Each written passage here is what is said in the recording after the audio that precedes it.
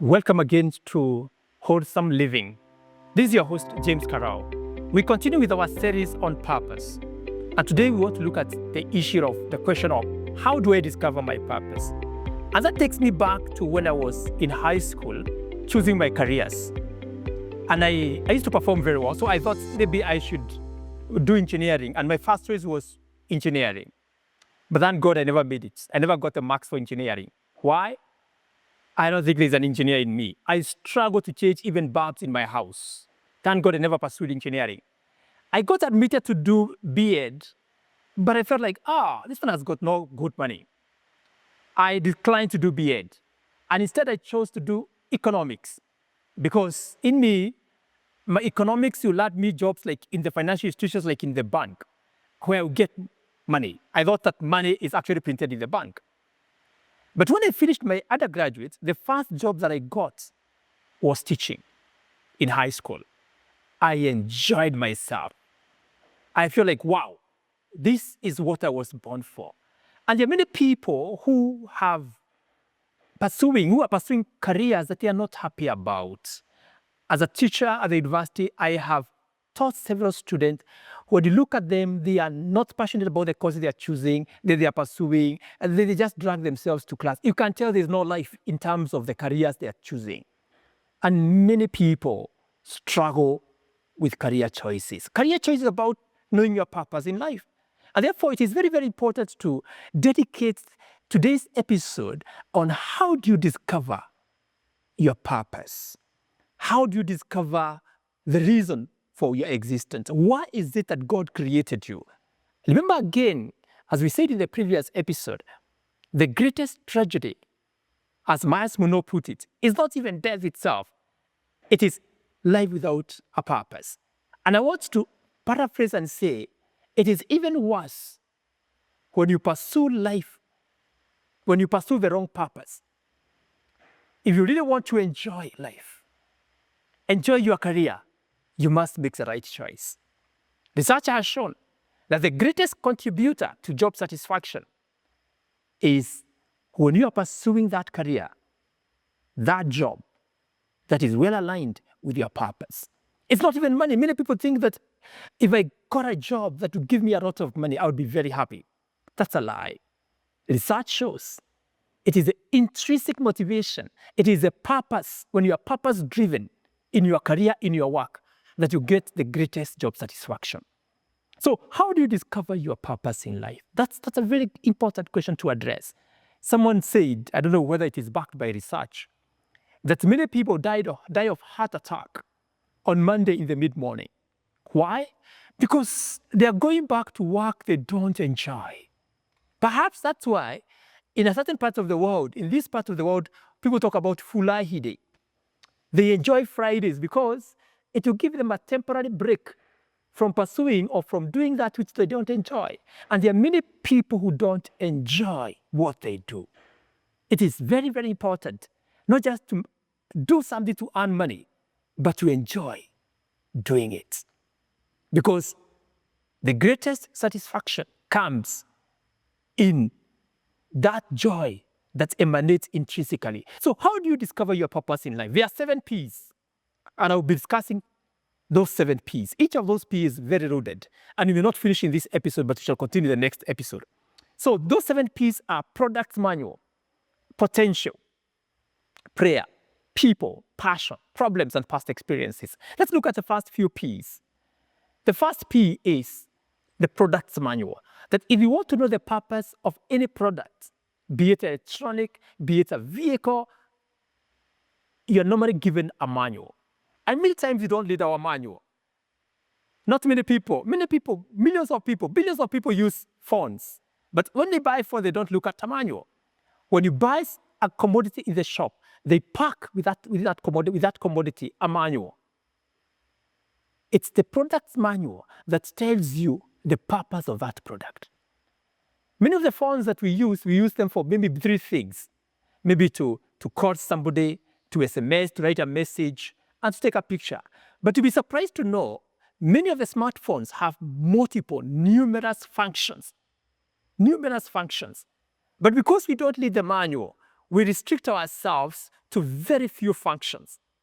So the way to know your purpose is the product manual. And when God created us, he gave us a manual, the written word and the spoken word, that you are who God says you are.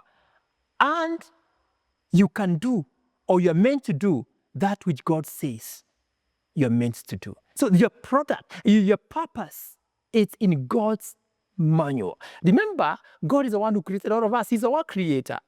And if you want to know why God created us, consult his manual. That's the Bible. Consult his written word. Consult his written word and his spoken word. So the product manual, P number 1, the product manual. For our purpose, the best person who knows the purpose for which he created us is our creator. And he has given us a product manual. P number 2 is potential. That the purpose for which you are created is inbuilt in your potential. For whatever your creator wants you to do, he has set it. It is in your default setting. It is in your potential. That you cannot be asked to do anything for which God has not given you the potential to do it. If God wants you to become a lecturer, a teacher, he equips you with that. There is potential in that. You only need to develop it. If God wants you to become an engineer, like what I had thought of becoming, then he makes sure that he equips you with the capacity to become an engineer. You only have to develop it. If God wants you to become a cook, he equips you with what it takes to become a cook. That your purpose is in your potential. And if you want to know what God created you for, what is your potential? Some of us have potential for singing. We only need to develop our potential in singing and we will become very good singers. Some of us have potential for sports and different types of sports. Some of us have potential for speaking, and God has given us the potential for that. What is your inbuilt potential? What is it that God has given you the capacity? We are not meant to be jack of all trades and a master of none. There is that one thing that you are equipped for, and we have the purpose for it. We only need to develop it with the right skills, with the right practice. P number 3, after all is said and done, you need people. It's people who give us feedback on what we are good at. You may think you are very good in singing, but do people think so? What kind of a feedback do we get from people? I came to know that I can make a very good teacher. When I started teaching, and I started getting very good response, very good feedback from my students, they would rate me very highly. And it has been something continuous from high school even at the university. So people helps you to discover your purpose in life. What do people say you are good at? What kind of a feedback are you getting? When you speak, do you drive people to sleep? Do people sleep on you when you're speaking? Or do you motivate them? Do you command attention when you're speaking? Look at people's feedback on what you do. What do they tell you? Do they tell you they enjoy what you do? Do they enjoy their cooking if you're a chef, if you're a cook? Do they appreciate your cooking? We cannot ignore people because people give us a social mirror to tell us who we are and which purpose we are created for. If you find people always wanting you to be their leader, to be on their team, to chair their meetings, there's something people are telling you. If my students told me I'm not a good teacher, or if when I go to class, it's like I'm singing them a lullaby that drives them to sleep, that will tell me something. So let us be cognizant of what people think of our capability. P number 5, passion. Do you have passion for what you do? It happens that we have an inner flame in us that should direct us to our purpose. What is it that you can do without even being paid? Somebody said that let your mission in life be to discover this one thing that you can do without pay. And you do it so well that people cannot help but pay you for it. That's why we are told, whatever you do, in Colossians 3:23, do it wholeheartedly. That means do it with a passion.